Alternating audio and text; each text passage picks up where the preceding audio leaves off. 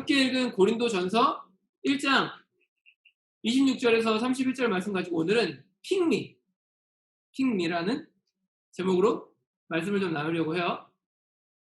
자, 여러분 아마 좀 된 TV 프로인데 프로듀스 101이라는 프로그램을 아마 알고 계실 거예요. 저는 직접적으로 제가 방송을 보진 못했지만 이렇게 기사로는 제가 몇 번 본 것 같아요. 연습생들이 단체로 모여가지고 서로 이제 그 안에서 경쟁하면서 이제 더 좋은 성적을 받은 사람이 아이돌 그룹으로 데뷔를 하는 그런 과정을 담아낸 오디션 프로그램이죠. 근데 이제 이 프로그램 특이한 점이 결과가 이제 시청자들의 투표로 결정난다라는 거예요. 그래서 당시 사람들한테 참여를 유도하고 또 많은 호응을 이끌었던 그런 프로그램이었다고 제가 기억을 하고 있어요. 그리고 그 이후에 만들어진 이 아이돌 그룹들이 상당히 이렇게 인기 있는 그룹으로 자리 잡았죠. 제가 아는 그룹은 원어원 이런 그룹들도 프로듀스 101 아마 출신인 걸로 알고 있는데 그런데 이제 이후에 좀 큰 이슈가 하나가 있었어요. 여러분 아마 다 아는 것처럼 실제 오디션이 공정하게 진행된 것이 아니라 조금 그 안에 이렇게 안 좋은 그런 방법들이 들어갔었다라는 게 나중에 이제 밝혀져서 경찰 조사를 받고 그런 일들이 있었죠. 3번의 시즌 동안 투표를 하는데 뇌물을 이제 주고받은 거예요. 돈 많은 기획사에 있는 사람들이 프로그램 PD한테 이제 뇌물을 주고 이제 결과를 조작을 한 거죠. 투표 결과를. 그래서 어떤 사람은 실력이 사람들한테 그만큼 인기를 끌지 못했는데 아이돌 가수로 데뷔하고 또 어떤 사람은 데뷔를 못하는. 보통 이제 오디션 프로그램이 저는 하나의 드라마와 같다고 생각을 하거든요. 왜냐하면은 진행되는 동안 오디션이 계속 진행되는 동안에 참가자들이 이렇게 성장하는 모습을 볼 수 있잖아요. 이 성장의 스토리가 사람들에게 참 많은 매력을 줘요. 그래서 실력이 부족했던 누군가가 최선을 다해서 성장하는 모습을 보면은 그 사람에게 박수를 보내주고 그 사람에게 이제 표를 던지죠, 사람들이. 그런데 이 안타까운 점이 이 프로그램의 안에서 욕심을 부렸던 사람들이 그러한 순수한 마음을 갖고 있었던 참가자들의 꿈과 어떤 그런 소원들, 노력과 열정들을 짓밟아 버렸다라는 거예요.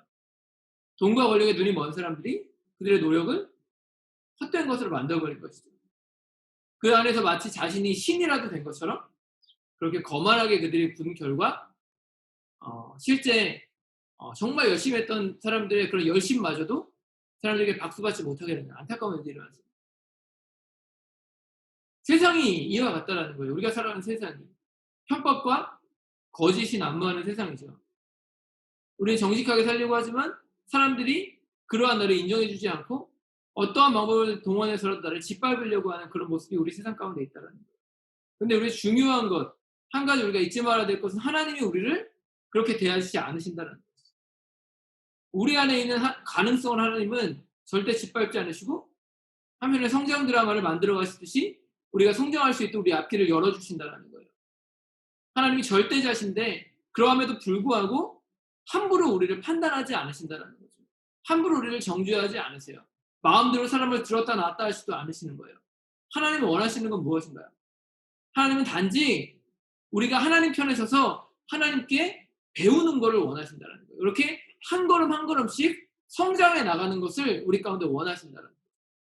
오디션에 참가한 수많은 연습생들이 트레이닝 과정을 통해서 성장해 나가듯이 하나님은 우리 한 사람 한 사람을 그렇게 하나님의 말씀 안에서 세워가시기를 원하신다는 거예요. 현재 우리의 부족한 모습, 연약한 모습과 상관없이 우리를 이렇게 점점 성장해 나가게 만들어주신다는 것이죠. 기회를 주신다는 거예요. 그래서 하나님이 뭐라고 말씀하세요? 마태복음 11장 29절에 보니까 내 멍에를 메고서 나에게 배우라라고 말씀하시는 거예요. 예수님의 제자 중에 하나였던 마태라는 사람을 한번 생각해 보세요. 마태. 자, 여러분 마태는 그 당시에 사랑받는 자였나요? 마태의 직업을 안다면 우리가 그렇게 말할 수 없어요. 마태는 당시 유대인들에게 있어서 경멸의 대상이었습니다. 마태의 직업을 한번 생각해 보세요. 마태복음 10장 3절에 보니까 마태가 세리였다라고 말하고 있어요. 말씀에 이렇게 말합니다. 빌립과 바돌로메와 도마와 세리 마테와라고 말하고 있습니다. 자, 무슨 말이에요? 그 당시에 유대인들에게 세금을 걷어서 로마인들에게 갖다 바치는 일이라는 사람이 마태였다라는 거예요. 그런데 문제는 그 당시에 마태가 그렇게 세금을 거두면서 정당하게 거둔 게 아니라 내가 가질 수 있는 것을 더 많이 그들에게 빼앗아 갔다라는 겁니다. 예를 들어서 로마에 1을 줘야 돼요. 그런데 사람들한테 3을 걷는 거예요. 그래서 내가 2를 먹고 로마한테 1을 주는 거죠. 그래서 자기 배를 불리는 거예요. 그런데 그렇게 자기 민족을 고통스럽게 하는 거죠. 자기 민족을 무너뜨린 로마를 위해서. 그런데 예수님이 그런 마태를 어떻게 대하세요? 마태복음 9장 9절에 보니까 이렇게 말하고 있어요. 예수께서 거기서 떠나 길을 가시다가 마태라는 사람이 세관에 앉아 있는 것을 보시고 말씀하셨다. 나를 따라오너라. 그는 일어나서 예수를 따라가. 여러분 마태가 어디 앉아 있어요? 세관에 앉아 있어요. 본문을 통해 알 수 있는 사실이 뭐예요? 예수님이 마태를 제자로 부르시는데 어떠한 조건도 없이 그가 가지고 있는 그런 직업과 어떤 그가 가지고 있는 잘못된 그 도덕관 이런 것들을 다 주님이 제쳐놓고 그를 부르시는 거예요. 자, 이 시간에 우리가 그림 한 장을 볼 거예요. 16세기 유명한 화가였던 까라바조라는 사람이 그린 그림인데 예수님이 마태를 부르시는 장면을 그림으로 한 장의 그림으로 표현을 하고 있어요. 이 그림을 보면서 한번 말씀 우리가 계속적으로 이어갔으면 좋겠어요. 자, 그림 보면은 뭐가 느껴지나요? 아직 잘 모르겠죠? 자, 그림 속에 누군가가 손가락으로 누군가를 가리키고 있어요. 자, 이분이 예수님이세요. 이분이 예수님이신데 예수님이 손가락으로 누군가를 가리키고 있는 거예요. 그리고 그 손가락이 예수님 머리 위로 따라오는 빛을 따라서 한 사람을 가리키고 있습니다. 그 사람이 바로 마태예요. 이 사람이 마태예요. 자, 그런데 예수님이 등장하자마자 두 사람이 예수님 쪽으로 고개를 돌리고 있어요. 그죠? 여러분 지금 이 상황이 어떤 상황이냐면은 까라바조가 한 가지 상상을 했는데 마태가 사람들과 도박을 벌이고 있는 상상을 가지고 그림을 그린 거예요. 도박판에 누군가 들어와서 손가락질하니까 두 사람이 놀라서 예수님 쪽을 바라보고 있죠. 하지만 그 뒤쪽에 있는 나머지 두 사람은 어떻게 해요? 자신이 잃은 돈을 쳐다보고 있어요. 그러면서 누가 들어왔는지도 상관하지 않고 돈에만 몰두하고 있습니다. 그런 상황에서 예수님이 지금 마태를 가리키고 있는 거예요. 자, 근데 마태의 표정이 어떤가요? 엄청 놀란 표정이죠. 그 놀란 표정을 하면서 마태가 어떻게 하고 있나요? 손가락으로 누군가를 가리키고 있어요. 이게 뭘 말하는 것 같아요? 마태가 이러는 거예요. 저 사람이요? 라고 하는 거예요. 이 당시 예수님이 꽤 유명하시잖아요. 예수님이 자신을 부를 거라고 전혀 생각을 하지 못하는 거예요. 나 같은 사람은 아닐 거야 라는 마음을 가지고 다른 사람을 가리키고 있습니다. 그리고 그 앞에서 베드로가 예수님의 몸 전체를 가리고 있어요. 그리고 정확하게 빛은 마태를 가리키고 있습니다. 근데 정말 여러분 특이한 게 뭔지 아세요? 창문이 있죠. 창문에서 빛이 들어와야 되는데 창문은 빛을 바라고 있지 않아요. 빛은 예수님으로부터 마태에게로 가고 있어요. 마태가 왜 이런 놀란 표정을 지었을까요? 어쩌면 베드로 때문이었을지도 몰라요. 예수님의 몸을 전체 가리고 있는 베드로. 유대인이었던 베드로가 예수님이 마태를 부르신 게 이해가 안 되는 거예요. 이 당시에 16세기 당시에 로마 교황청이 성 베드로 성당을 짓기 위해서 그 면죄부를 팔았어요. 베드로가 교회 머리라고 하면서.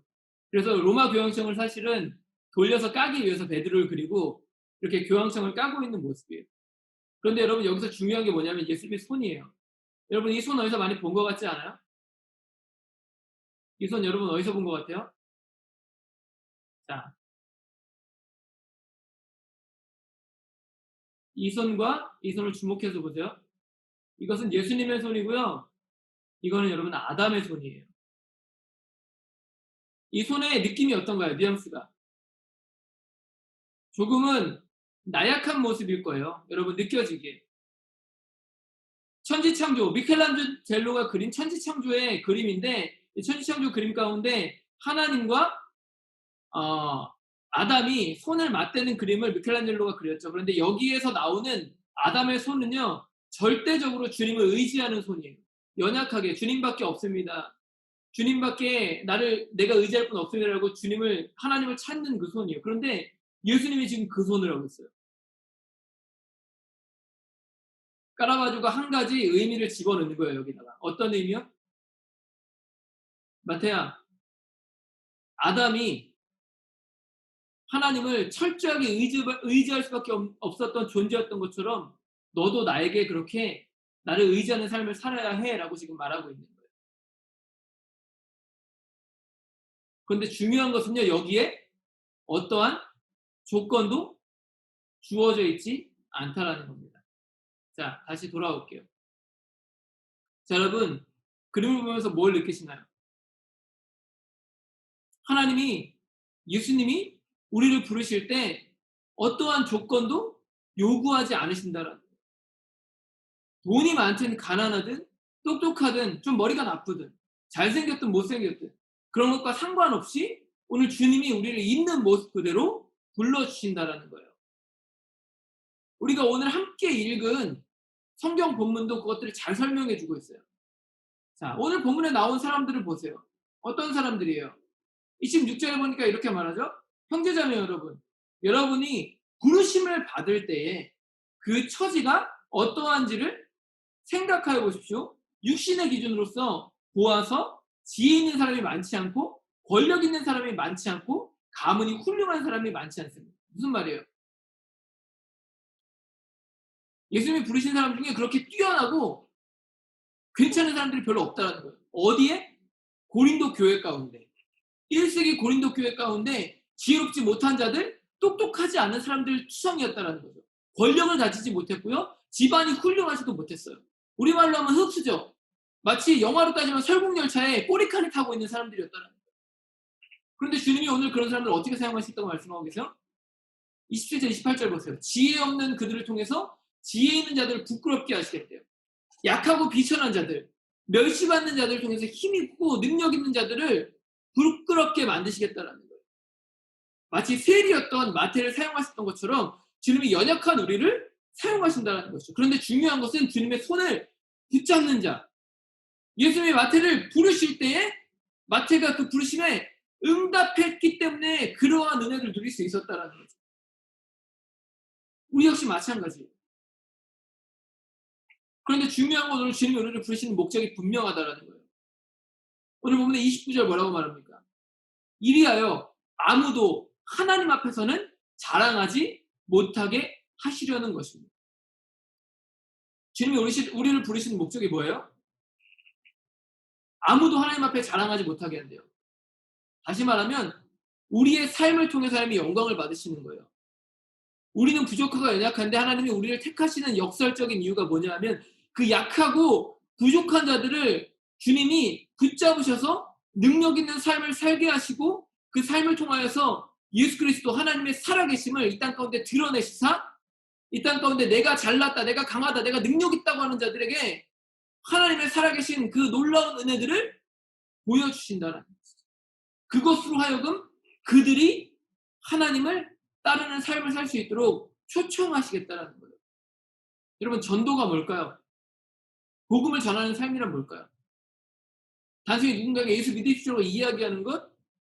조그만 말씀 카드 한 장 전해주는 것? 여러분, 그게 전도일까요? 그게 복음 전도일까요?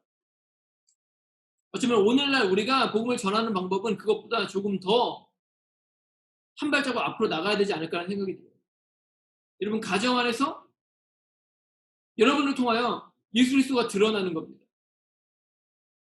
여러분의 어떤 성공하는 삶뿐만 아니라 여러분의 변화된 성품을 통하여 예수 그리스도를 닮아가는 삶의 모습들을 통하여 그렇게 우리는 한 걸음 한 걸음 예수님을 닮아가는 삶을 통하여 사람들에게 복음을 전하는 거예요. 예수 그리스도의 영광을 드러내는 거죠. 그게 우리 가운데 맡겨진 삶이라는 거예요. 여러분, 우리들 중에 세리 마태와 같은 사람이 있나요? 마태보다 못한 사람이 있습니까? 여러분, 이해가 잘 안 되면 여러분, 우리나라가 일제시대에 일본의 식민지배 받았을 때를 한번 생각해 보세요. 우리가 지금 일본의 식민지배 받고 있는데 우리 같은 민족 어떤 사람이 일본 편에 서갖고 우리가 가진 것들을 다 뺏어가는 거예요. 그런데 갑자기 어떤 사람이 그 사람에게 찾아와서 그 사람을 용서하고 그 사람을 사용하는 거죠. 이게 가능하냐는 거예요. 마태만 그랬나요? 여러분, 바울은 어떻습니까? 예수 믿는 자들 죽이러 가는 길에 예수님 만나요. 예수님이 부르시죠. 그리고 뭐라고 말씀하세요, 예수님이? 누구십니까? 라고 부를 때 네가 박해야 하는 예수다라고 말씀하세요. 그러면서 그를 이방인의 사도로 부르시고 온 유럽과 아시아에 복음을 전하는 일꾼으로 세우시는 거예요. 그런데 우리가 갖고 있는 한 가지 편견이 뭐냐? 그들은 되는데 나는 안 된다라는 거예요. 그래서 우리는 이미 결론을 짓고 우리는 그렇게 하지 않을 거야라는 자세로 살아간다는 거예요. 지금 우리의 상황이 좋지 않죠. 환경이 어려워요. 힘들고 어려운 환경이에요. 그래서 우리는 할 수 없을 거야라고 우리가 단정 짓고 그냥 주저앉기를 우리가 결정하는 거예요. 여러분, 이게 우리의 마음의 문제라는 겁니다. 하나님이 우리 가운데 무언가 대단한 일을 하라고 말씀하시는 게 아니에요. 사실은 우리가 있는 그 자리에서 열심을 다해 살아내라는 겁니다. 선생님 요새 되게 나태해지는 것 같아서 동기부여 관련된 영상들을 보고 일주일에 막 책을 두세 권씩 사서 읽고 막 이래요. 최근에 좋아하게 된 한 사람인데 조던 피터슨이라는 작가인데 심리학자죠. 그 사람이 그런 말을 해요. 당신의 삶을 변화시키기 원한다면 지금 당신의 삶에서 영향력을 끼칠 수 있는 그 가장 가까운 곳부터 바꾸십시오라고 말해요. 그러면서 뭐라고 말하는 줄 아세요? 아침에 이불 정리 먼저 하래요. 내가 영향력을 끼칠 수 있는 자리 가운데 영향을 못 끼치면 그 이상의 것들은 할 수 없다라는 거죠. 근데 그 말에 참 도전이 됐어요. 우리는 너무 큰 것을 바래요. 그래서 작은 것들을 간과하고 삽니다. 하나님이 마태를 부르실 때 어떤 큰 기적들을 이룰 사람으로 그를 부르신 걸까요? 마태가 그렇게 생각했을까요? 마태는 단 하나 있어요. 나 같은 사람이요? 나 같은 죄인이 뭘 하라고요? 그거 하나 있어요. 그런 생각조차 할 수 없는 연약한 자였다라는 거예요. 근데 하나님이 마태의 그런 나약하고 연약한 생각들을 다 깨시고 그를 사용하시는 거예요. 그렇기 때문에 오늘 우리가 해야 될 일은 뭐예요? 주님이 우리를 부르셨다는 확신이 있으면 그 부르심에 겸손하게 응답하는 것. 우리는 그것만 하면 돼요. 주님이 부르신 그 은혜의 자리를 놓치지 않으면 된다는 거예요. 그러면 하나님이 준비되고 성실하게 살아낸 그의 삶을 통하여서 하나님의 뜻을 하나하나 이뤄가신다는 겁니다. 베드로전서 5장 6절에 보니까 이런 말씀이 있어요. 그러므로 여러분은 하나님의 능력의 손 아래로 자기를 낮추십시오. 때가 되면 하나님께서 여러분을 높이실 것입니다. 때가 되면 하나님이 우리를 높이신다. 그런데 중요한 건 뭐예요? 그 때가 될 때까지 우리가 겸손하게 주님 앞에 낮아져야 된다. 여러분, 낮아진다라는 것은요, 이거예요. 말씀에 순종한다. 나의 모든 삶에서 하나님이 말씀하신 뜻에 순종하기 위해 몸부림치는 삶을 산다는 거예요. 우리가 해야 될 일은 이렇게 스스로 낮아지는 거예요. 겸손한 자세로 하나님의 도우심을 구해야 되고 하나님의 때를 기다려야 해요. 여러분, 지금 눈앞에 있는 현실이 힘들죠. 어려워요. 버텨내기 힘든 순간들이 분명히 있을 거예요. 그런데 주님이 오늘 우리에게 말씀하시는 것은 기다리라는 거예요. 그리고 그 기다리는 순간에 그 주님이 우리를 은혜로 부르셨다는 사실을 기억하며 그 은혜를 우리의 삶의 엔진으로 삼아서 우리의 삶의 자리 가운데 영향력을 미칠 수 있는 그 가까운 자리부터 하나하나 변화시켜가요. 그렇게 겸손한 자세로 하나님 내가 큰 거 이루겠습니다가 아니라 하나님 내가 오늘 할 수 있는 그 작은 일부터 내가 실천하겠습니다. 그 마음으로 가다 보면 하나님 우리를 바꾸신다는. 그러면 여러분 우리 한 주를 또 새롭게 시작합니다. 또 어쩌면 조금은 기분 좋게 시작할 수 있는 한 주일 수도 있어요. 많은 것들이 완화된 새로운 한 주를 시작하니까요. 그래서 여러분 기대감을 가지시기 바랍니다. 그 기대감 속에서 여러분의 삶의 자리 가운데 부르심에 합당하게 살아낼 수 있는 내 실천할 것이 무엇인지를 하나하나 여러분 생각해 보시길 바라요. 그리고 그것들을 하나하나 실천해내는. 그래서 작은 것부터 스텝 바이 스텝 한 걸음 한 걸음 하나님의 뜻을 이루어내는 우리 사랑하는 중고등부시들 되시기를 예수님 이름으로 축복합니다. 하나님 함께 하시고 인도하심을 감사드립니다. 오늘도 우리를 붙잡으시고 인도하여 주셔서 줌으로 함께 예배드릴 수 있도록 붙잡으심을 감사드립니다. 토요일 가운데 늘 은혜 베풀어 주시고 주님을 더욱더 간절히 찾고 구하며 만날 수 있는 시간들을 가질 수 있는 사랑하는 중고등부시를 낼 수 있도록 붙잡으시고 인도하여 주시옵소서. 남은 토요일 하루 잘 보내게 해주시고 한국은 추석 연휴 기간입니다.